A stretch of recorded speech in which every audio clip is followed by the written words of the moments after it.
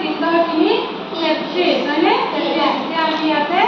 33 আৰু 12 আছে এতিয়া আমি প্ৰথমতে 33 টা মানে হিচাপ কৰা কোন 1 2 3 4 5 6 8 8 9 10 11 12 13 14 15 16 17 18 19 20 21 22 23 24 25 26 27 28 29 30 also 30 31 32 33 এইখিনিলৈকে কিমানটা হ'ল ইয়াৰ পৰা 33 টা হ'ল মানে তাৰপিছত কিমান আছে 12 1 2 12 এতিয়া ভাগৰিছে 12 টা মানে মিটাৰ আছে